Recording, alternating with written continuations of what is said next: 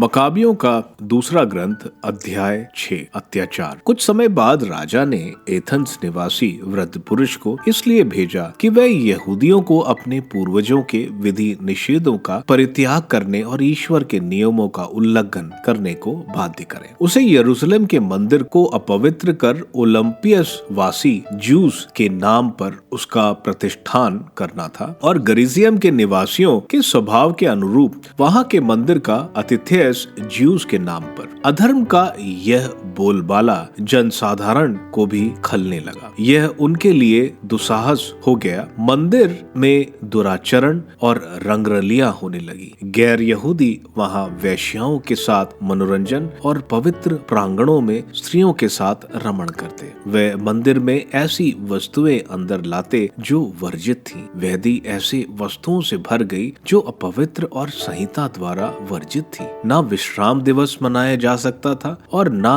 परंपरागत उत्सव मनाए जा सकते थे। कोई अपने को यहूदी कहने का साहस नहीं करता था। राजा के प्रति मांस मनाए जाने वाले जन्मदिन पर बलि का प्रसाद खाने के लिए लोगों को बाध्य किया जाता और दियोनीसियस देवता के पर्व के अवसर पर उन्हें इसके लिए मजबूर किया जाता कि वह मारवल्ली का मुकुट पहनकर दियोसिनियस के जुलूस में सम्मिलित हो। पतमोस के कहने पर यह निर्णय किया गया कि निकटवर्ती यूनानी नगरों में भी यहूदियों के साथ वही व्यवहार किया जाए और उन्हें बलि प्रसाद खाने को बाध्य किया जाए। जो व्यक्ति यूनानी रीति रिवाजों को अपनाने से इनकार करे उसका वध कर दिया जाए। इससे स्पष्ट था कि यहूदियों पर कितनी विपत्तियां पड़ने वाली थी। एक दिन दो माताएं कचहरी में पेश की गईं, जिन्होंने अपने बच्चों का खतना करवाया था। उनके शिशु उनकी छाती पर लटका दिए गए। उन्हें इसी रूप में नगर में घुमाया गया और इसके बाद उन्हें दीवार से नीचे फेंक दिया गया। कुछ लोग पास वाली गुफाओं में छुप गए थे जिससे वही विश्राम दिवस मनाए, किंतु यह बात फिलिप को बता दी गई और उन्हें वहीं जला दिया गया। वह पवित्र विश्राम दिवस पर श्रद्धा रखने के कारण अपनी रक्षा करना नहीं चाहते थे। लेखक की ओर से मैं इस ग्रंथ के पाठकों से यह निवेदन करता हूँ कि वे इन विपत्तियों के कारण निराश न हो, बल्कि यह समझें कि ये विपत्तियां हमारे विनाश के लिए नहीं वरन हमारी जाति के सुधार के लिए आई हैं। यदि पापी लोगों को दंड मिलने में कुछ समय नहीं लगता है, यदि उन्हें तत्काल दंड मिलता है, तो यह बड़ी कृपा का प्रमाण है। प्रभु अन्य जातियों के साथ ढिलाई करता और उन्हें तब दंड देता है जब उनके पाप का घड़ा भर जाता है, किंतु वह हमारे साथ ऐसा नहीं करता जिससे उसे तब हमें और कठोर दंड न देना पड़े। जब हमारे पाप चरम सीमा तक पहुंच गए हों,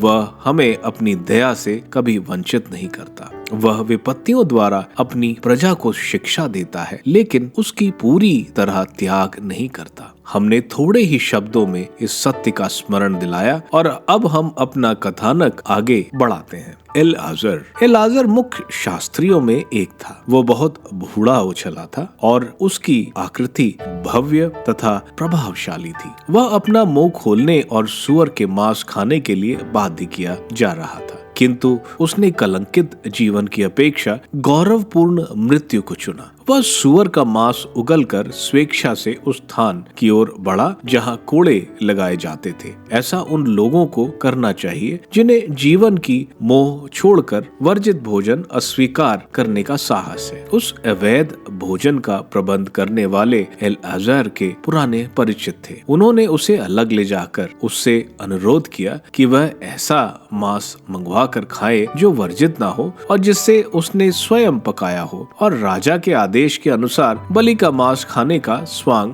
मात्र करे। इस प्रकार वह मृत्यु से बच सकेगा और पुरानी मित्रता के कारण उसके साथ अच्छा व्यवहार किया जाएगा। किंतु उसने एक उत्तम निश्चय किया जो उसकी उम्र, उसकी वृद्धावस्था की मर्यादा, उसके सफेद बालों, बचपन से उसके निर्दोष आचरण और विशेषकर ईश्वर द्वारा प्रदत्त पवित्र नियमों के अनुकूल था। उसने उत्तर दिया, मुझे तुरंत अधिलोक पहुंचा दो। मेरी अवस्था में इस प्रकार का स्वांग अनुचित है। कहीं ऐसा ना हो कि बहुत से युवक यह समझे कि अलेजार ने 90 वर्ष की उम्र में विदेशियों के रीति रिवाज अपनाए हैं। मेरे जीवन का बहुत कम समय रह गया है। यदि मैं उसे बचाने के लिए इस प्रकार का स्वांग करता तो वे शायद मेरे कारण भटक जाते और मेरी वृद्धावस्था पर दोष और कलंक लग जाता। यदि मैं इस प्रकार अभी मनुष्यों के दंड से बच जाता तो भी चाहे जीवित रहूं अथवा मर जाऊं, मैं सर्वशक्तिमान के हाथ से नहीं छूट पाता। इसलिए यदि मैं अभी साहस के साथ अपना जीवन अर्पित करूंगा तो